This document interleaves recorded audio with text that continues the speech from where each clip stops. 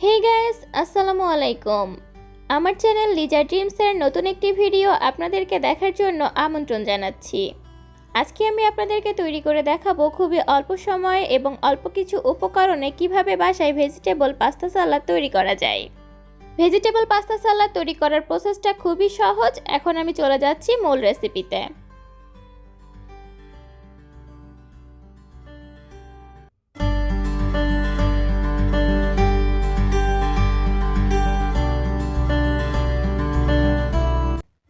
Vegetable pasta সালাদ তৈরি করার জন্য মূল যে উপকরণটি লাগবে তা হচ্ছে পাস্তা। আমি এখানে 2 কাপ পরিমাণে পাস্তা সিদ্ধ করে নিয়েছি। এখন আমি সালাদ তৈরি করার জন্য প্রথমেই মেয়োনিজের মিশ্রণটা তৈরি করে নিচ্ছি। আমি এখানে মেয়োনিজ নিয়েছি 4 টেবিল চামচ এবং সালাদটা তৈরি করার সময় চেষ্টা করবেন একটু ভালো ব্র্যান্ডের মেয়োনিজ ব্যবহার করার জন্য।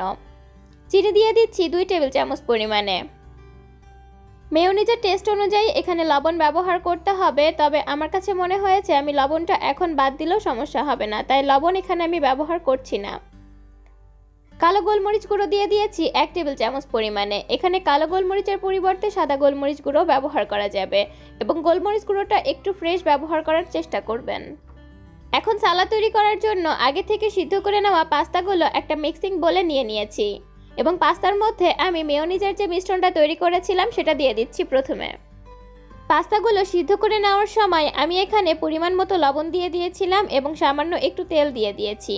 এতে করে পাস্তাগুলো সিদ্ধ করে নেওয়ার পরে স্টিকি হয়ে যাবে না। টমেটো কুচি দিয়ে দিচ্ছি 1 কাপ পরিমাণ, শসা কুচি দিচ্ছি 1 কাপ পরিমাণ এবং গাজর কুচি দিচ্ছি 1 কাপ পরিমাণ।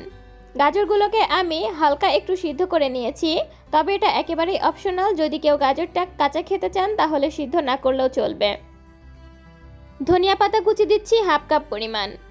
পাস্তাগুলো সিদ্ধ করে নেওয়ার সময় কিন্তু লবণটা একটু বুঝে দিতে হবে, কারণ পাস্তাগুলো সিদ্ধ করার সময় যদি লবণটা ঠিকভাবে ব্যালেন্স না করতে পারেন তাহলে সালাদের টেস্ট একেবারে নষ্ট হয়ে যাবে। এখন চিনি দিয়ে দিচ্ছি 2 টেবিল চামচ পরিমাণ।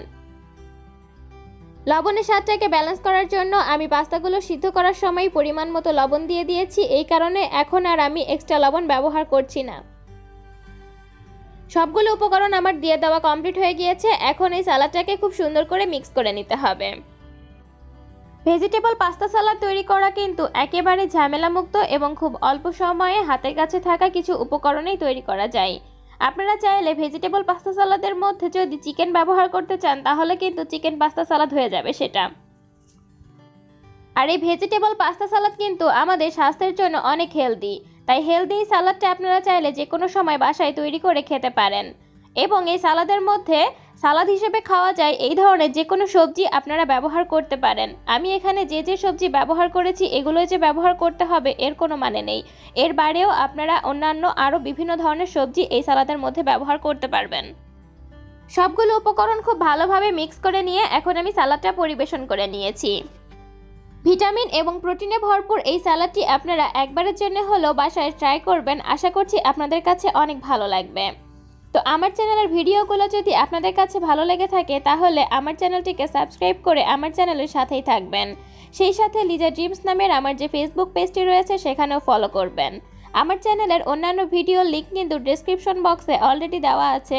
আমার চ্যানেলের ডেসক্রিপশন বক্সটি চেক করে অন্যান্য ভিডিওগুলো দেখে নেওয়ার জন্য অনুরোধ রইল। দেখা হবে অন্য কোনো ভিডিওতে নতুন কোনো রেসিপি নিয়ে। সেই পর্যন্ত আপনারা সবাই অনেক ভালো থাকবেন।